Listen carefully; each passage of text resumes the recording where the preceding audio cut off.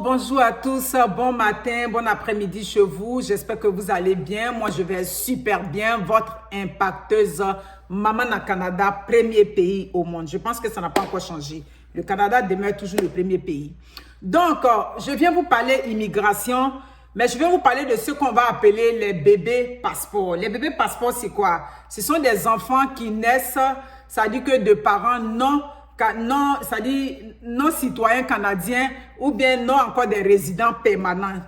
De ces parents-là, ils sont des visiteurs ou bien ils sont encore ceux qu'on va appeler des résidents temporaires. Donc, sachez que d'ailleurs, désormais, toutes mes vidéos immigration, vous allez voir, comment on appelle ça, le contact de M. Magadi, info@commercial-desti avec son numéro de téléphone au bas, c'est-à-dire que ici dans la description de YouTube, vous cliquez là, vous allez recevoir, c'est-à-dire vous allez voir son contact. Vous leur écrivez, ils vont vous répondre dans un délai de 5 à 10 jours maximum à cause de Covid, des fermetures, des réouvertures. Donc ça faisait qu'à un moment, ils étaient encore au ralenti.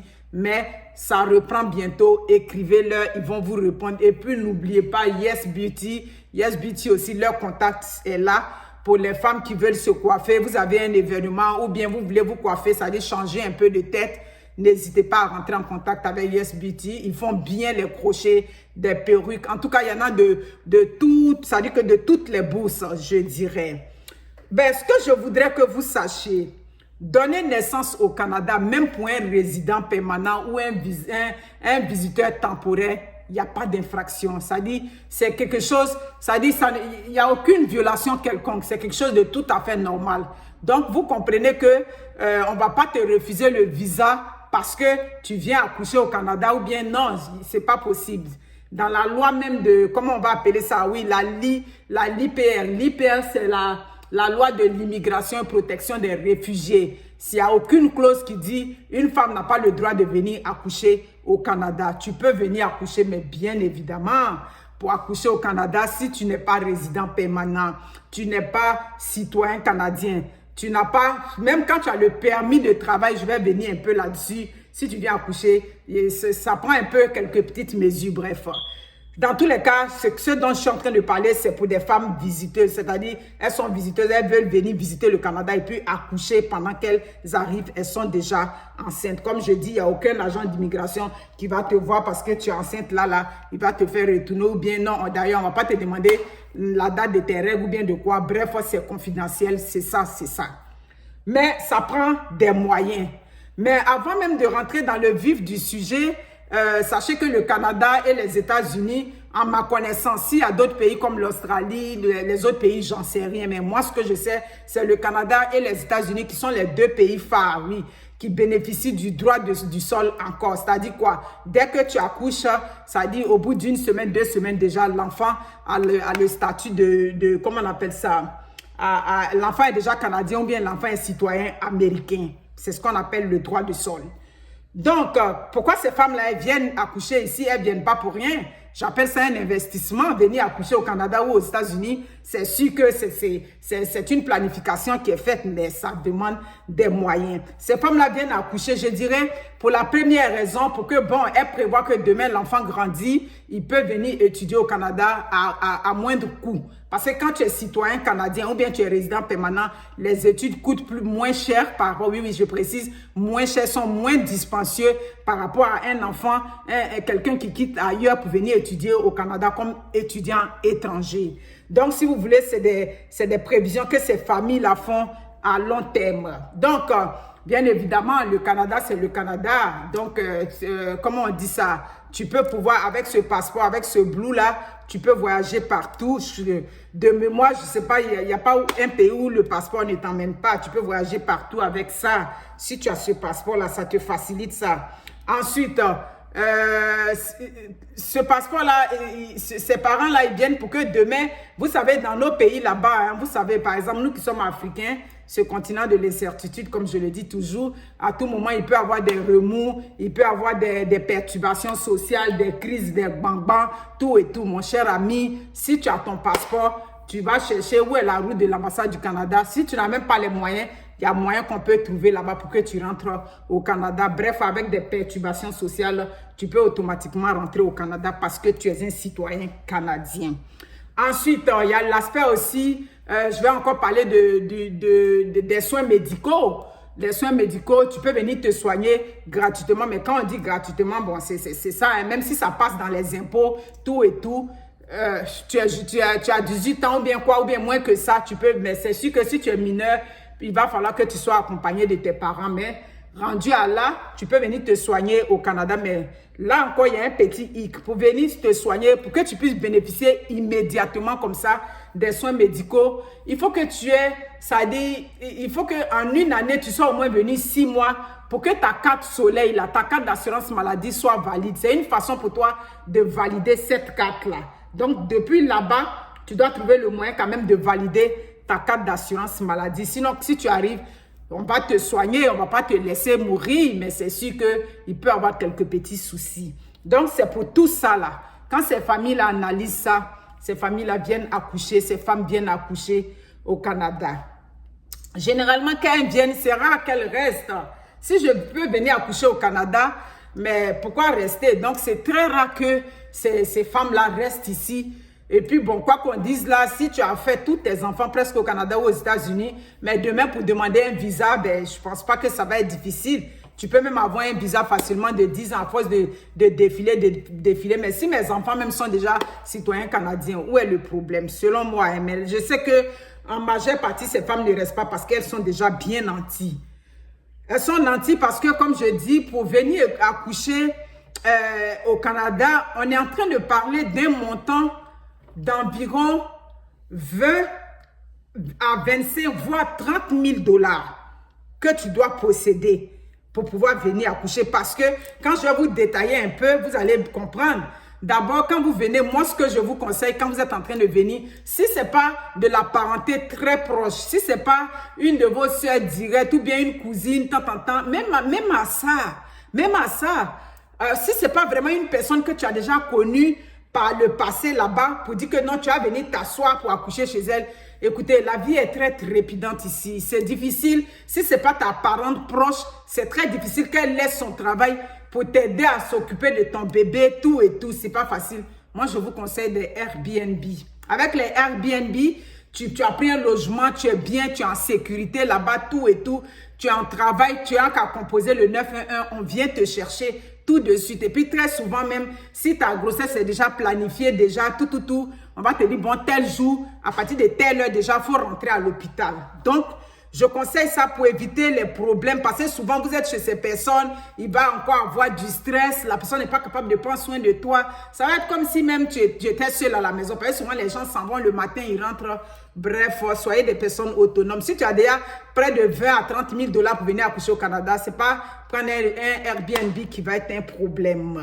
D'ailleurs, même dans ces hôpitaux, selon quand je fais ma petite recherche sur Internet, j'ai vu qu'ils ont des références des nourricières, comme les puéricultrices ou bien quoi, des nourricières qui peuvent vous aider à faire vos petites courses, tout et tout. Tout ça, elle peut venir chez toi, elle t'aide à faire ça. Donc, pourquoi c'est fatigué pour venir souvent vous mettre chez des gens que vous ne connaissez pas assez?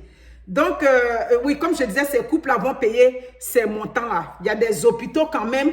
D'ailleurs, ce que je voudrais que vous sachiez, ce phénomène, il est plus récurrent à Vancouver. Voilà, vous savez, hein, Colombie-Britannique, là-bas, vous savez, là-bas où il y a les Xinjiang, là.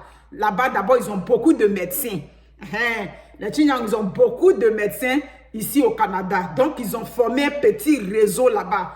Pour là-bas, selon ce que j'ai lu sur Internet, c'est un peu moins cher par rapport à ici, à Montréal. Donc, ils font ça entre eux, puis ils ont des cliniques là-bas, ils ont des gynécologues. Donc, là-bas, en tout cas, les femmes viennent accoucher beaucoup là-bas à Vancouver par rapport à ici, dans la zone francophone, où c'est plus cher parce qu'il faut passer, comme on dit, dans le circuit, je dirais, bon, légal entre griffes. Donc, bien évidemment, pour venir, il faut se préparer, je dirais peut-être un bon 2 à 3 mois avant. C'est-à-dire, tu demandes, quand tu es rendu au 6e mois, 7e mois déjà, à partir du 7e mois déjà, je pense que idéalement, ce serait mieux que tu sois déjà sur place avec, bien évidemment, tout ton dossier médical. Mais ça, c'est clair. tout ton dossier médical, tout et tout, tu rentres avec ça ici au Canada. Ils vont prendre soin de toi déjà avec les références de ton médecin. Qu'est-ce que tu veux? Donc, les hôpitaux ici, comme je dis, il y a des hôpitaux. Il y a l'hôpital Queen Mary qui reçoit quand même beaucoup. Entre 2017 et 2018, selon ce que j'avais lu, ils ont reçu près de 316 patientes. Oui, c'est ça. 316 patientes par année. C'est pas rien pour un seul hôpital, sans compter les autres hôpitaux. Il y a l'hôpital La Salle, il y a aussi le CUSUM ici au centre-ville. Il y a un hôpital aussi qu'on appelle Lakeshore. Ça, c'est dans l'ouest là-bas, un hôpital où il y a beaucoup d'anglophones. Voilà, j'ai fait un stage là-bas à l'époque à Lakeshore. Donc, il y a tout ça. Il y a aussi le CHUM aussi qui reçoit tout ça là, pourvu que tu aies le DIER. Si tu as eu le DIER, tu as eu ton visa, tu viens accoucher au Canada. Mais DIER dont je parle là, c'est entre 20 et 30 000 $, tu es couverte avec ça. Comment ça se passe? Comment on dit ça? Ça dit c'est par hospitalisation par jour. Je vous donne un exemple. Selon ce que j'avais lu, un exemple, comment on appelle ça? À l'hôpital de Queen Mary, par exemple, qui est un peu le moins cher. Pour la mère, on parle de 2370 $ à peu près par jour. Ça, c'est l'hospitalisation de la mère. Et puis, le bébé, maintenant, on parle de 2475 par jour. Et puis, on va parler de la prestation du médecin. Voilà, le médecin, là, ça, il paraît que c'est négociable. Tu peux essayer de négocier avec le médecin, tout et tout. Mais même négociable, là, c'est pas barricade jusqu'en bas ici. C'est que lui, en tant que des médecins, ils ont leur bas qui ne dépasse pas. Et puis, on va aussi prévoir l'anesthésiste. Voilà, parce que écoute, tu es en train d'accoucher, là, il y a un anesthésiste qui est là, les antidouleurs, si on va te faire l'épidural, l'antidouleur qu'on va te donner, tout ça là, c'est un anesthésiste qui va tarifer ça. Donc, il y a ça. Je vais vous parler aussi du dépôt que tu vas donner, le dépôt, oui, c'est ça. Si vous voulez la caution, voilà, c'est ça, dans le francophone, on se comprend. La caution que tu vas donner pour l'hébergement, ça dit qu'une nuit d'hébergement pour la mère et l'enfant à l'hôpital. Voilà, donc on parle de 5045 $. Si vous voulez arrondir à 5050 $ que tu dois payer pour la nuit que tu vas passer.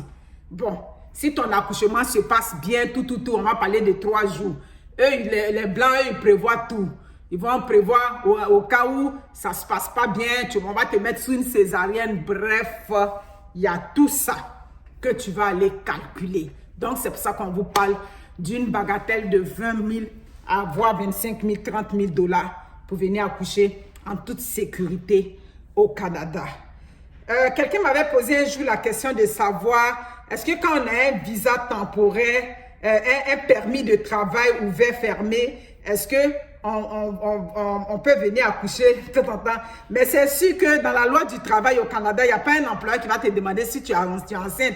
Ou bien, comme je disais tantôt, est-ce que tu as eu tes dernières règles? Non, ce n'est pas possible à toutes là parce que c'est ta vie privée. Mais c'est sûr que quand tu travailles, il y a une assurance, tu as une couverture médicale quand même. Maintenant, dans ta couverture médicale, qu'est-ce qui est dedans, qu'est-ce qui n'est pas dedans, c'est à toi de lire tout ça. Mais quoi qu'on dise là, on ne peut pas, c'est sûr que si le contrat tu viens d'être embauché fraîchement tout de suite et puis tu es enceinte, l'employeur, il ne faut pas oublier que le travail que tu fais, bon, c'est un travail ouvrier aussi. Exemple, je prends ceux qui viennent pour le contrat de travail. Hein, comme je vous ai dit, contrat de travail où vous venez là, c'est pas fait de dire que tu es infirmier là-bas, tout de suite tu vas venir être infirmier, ou bien tu es professeur là-bas, tout de suite tu vas venir être un professeur. Je vous ai dit, il y a jardinier, il y a tout ce que tu veux, il y a les petits jossis. Et puis après maintenant, où tu veux t'orienter là, tu t'orientes là-bas. Donc si le gars, lui, t'a pris pour venir être le jardinier ou bien pour venir pour quelque chose, et puis tout de suite tu enseignes,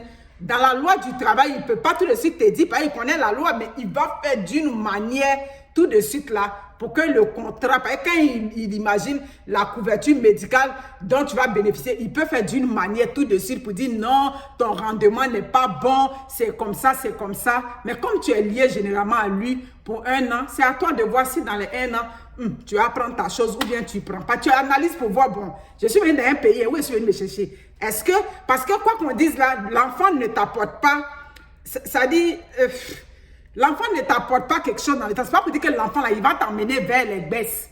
L'enfant ne t'amène pas vers les baisses. Donc la logique voudrait que tu travailles un peu bien quand tu as bien voir dans tes affaires et puis tu fais ton enfant. Mais sinon, ça n'empêche pas. Quelqu'un aussi m'avait demandé une fois, en tant qu'étudiant, tout et tout, je suis en train de faire les papiers comme étudiante et puis je suis enceinte, tout et tout, j'attends mon visa. Je lui ai dit, bon, tu es en train de venir, tu ne connais pas la réalité, tout et tout. Ok, ben, dans tous les cas, si tu as eu ton visa, est-ce que c'est ce qui va t'empêcher de venir? Non, tu vas venir, mais la réalité, tu vas la trouver sur place. Parce qu'en tant qu'étudiant, oui, vous avez une couverture médicale. Quand j'étais à l'université, effectivement, on avait une couverture aussi au niveau de l'Université de Montréal. Il y a souvent une, comment on appelle ça? Ça dit une assurance collective. Voilà, c'est ça, c'est l'expression que je cherchais. Une assurance collective. Maintenant, dans l'assurance collective, bon, il y a une partie peut-être qui peut te couvrir pendant que tu es enceinte. Comme je connaissais une de mes petites ici, elle était étudiante et puis elle est tombée enceinte. Mais sa chance, c'est que le gars était déjà résident permanent. Donc, elle est tombée sous la couverture du gars. Donc, c'est là que, bon, elle faisait ses soins. Mais même à ça, elle m'avait dit, Monique, il y a une partie aussi des soins où je n'étais pas totalement couverte. Ça, c'est elle qui m'a dit, je n'ai pas vécu cette expérience-là. Dans tous les cas, toutes les informations que nous, on vous donne, oui, c'est vrai, moi, je fais de la lecture et puis je viens vous dire, mais vous pouvez aussi vérifier sur le site de l'immigration pour vous rassurer. Donc, tu es une femme, tu es en Afrique, tu es partout, tu veux venir accoucher au Canada, c'est possible. Mais il faut préparer ton argent parce qu'on est en train de parler de 20 à 25 000, voire 30 000 $, tout pour venir accoucher. Donc, vous avez l'information. Merci beaucoup. N'hésitez pas à partager, liker les vidéos parce que c'est de la recherche que je fais et puis je viens vous donner. Vous comprenez que je peux me tromper ou bien je peux, ça dit donner des informations qui sont erronées. Si c'est le cas, vous pouvez me corriger sans problème. Je suis ouverte à ça. Sur ce, prenez soin de vous. N'hésitez pas à partager, liker la vidéo. On continue sur cette voie. Au revoir.